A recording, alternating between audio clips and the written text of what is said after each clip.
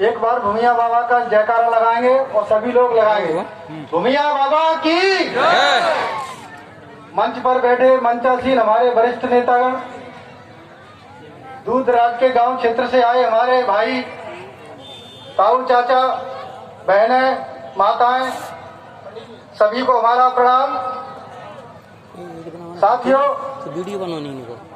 हम जहाँ खड़े हैं वो खेरली गांव है और मैं युवा साथियों को थोड़ा बताना चाहता हूँ कि पोरसा से और खेरली की दूरी तकरीबन 12 से 15 किलोमीटर के आसपास है।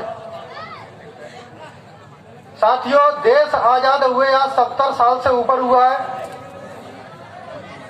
और पोरसा शहर हमारा सिर्फ 12 से 15 किलोमीटर था, है आज भी।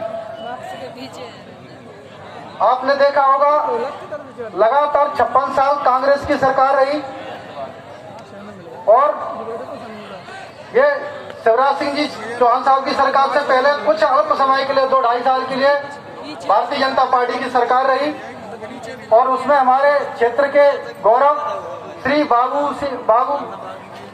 बाबू जबर सिंह जी तोमर लोक निर्माण मंत्री बने। 2.5 साल में उन्होंने PWD के मंत्री होने के नाते हमारे क्षेत्र में बहुत सारी सड़कें डलवाई। उसके बाद 10 साल तक लगातार दिग्विजय सिंह की सरकार रही। उन सड़कों पे न ही मोहरम डलवाई, न ही डंबर डलवाया और सड़कें निरंतर वो खुद गई। पास में नहर आपने देखी होगी, आज RCC दिख रही है, लेकिन आज से 6-7 साल पहले, 8 साल पहले ये नहर सिकरवारी में ये अपना पानी खत्म कर देती थी। हमारे चंबल क्षेत्र तो छोड़ो, हमारे अम्बा क्षेत्र में भी पानी नहीं आता था। आदरणीय हमारे अमित मिश्रा जी सिंचाई मंत्री थे, माननीय नरेंद्र सिंह तोमर के कहने पर उन्होंने नहर को पूरा सीमेंट कंक्रीट का कराया। साथियों, खिरली और पोरसा के बीच में हमारा गांव पड़ता है। मैं बचपन में देखा करता था, रोड रेपुरा से धर्मगढ़ होके पोरसा जाती थी। ये रावतपुरा वाली जोटई वाली रोड नहीं थी, ये अभी डली है। साथियों, हमारे क्षेत्र के लोग जाते थे बैलगाड़ी से अपना सौदा सामान लेने जाते थे, वापस आते हुए लेट हो जाते थे और किसी कारणवश कीचड़ होने की वजह से सीधा एक शहर था यहाँ, तो गाड़ी सीधी फंस जाती थी। होता यह था कि हमारे बेचारे गरीब भाई बहन सौदा कर ले जाते थे, पूरी रात फंसे रहते थे और भूखे प्यासे लगे रहते थे, तब दूसरे दिन जाके किसी तरह गाड़ी निकाल के तब यहाँ तक आते थे। साथियों, इन गांव में बिजली नहीं थी। टेंट वालों से निवेदन है कि वो कुर्सी लगवाएं, जल्दी कुर्सी लगवाएं, कुर्सी। साथियों, इस क्षेत्र में बिजली नहीं थी, बिजली के नाम पर सिर्फ खंभे गड़े थे, उनमें लाइट नहीं आती थी। इतना हम परेशान थे। हमारी गरीब जनता गांव में रहती है और गरीब का दर्द क्या होता है मैं बताता हूं आपको। जब झोपड़ी में कच्चे मकान में इंसान रहता है, बरसात में पानी बरसता है और पानी बरसते उनका जो भोजन पकाने का सामान होता है, कंडे लकड़ी भीग जाते, तो साथियों खाना नहीं बनता था।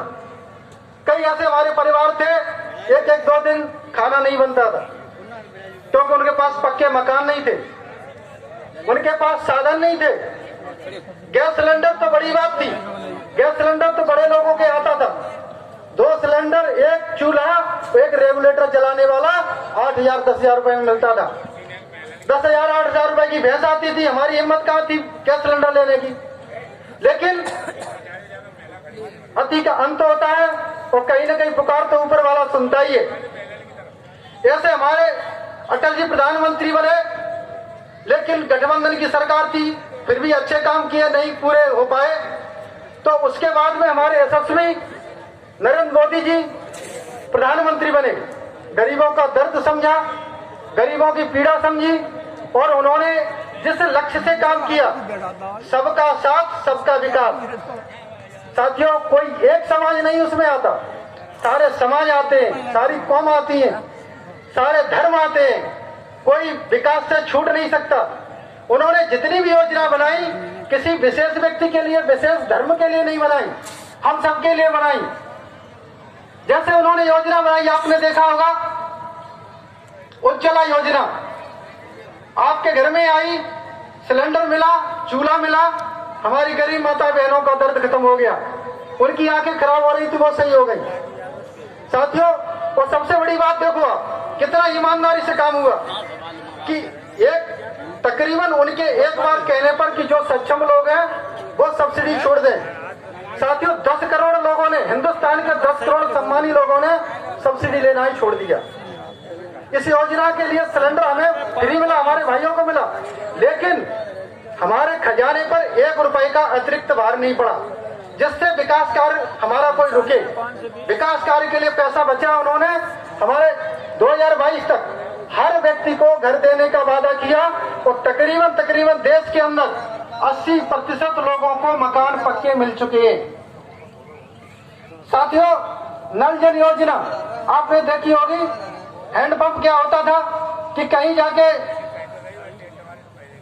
कोई अपने प्रभाव से ले आता था, कोई इस प्रभाव से ले आता था, लोगों को परेशानी आती थी। आज घर घर जाके नल जल योजना चल रही है। आपके क्षेत्र में 2022 तक नल जल योजना हो जाएगी।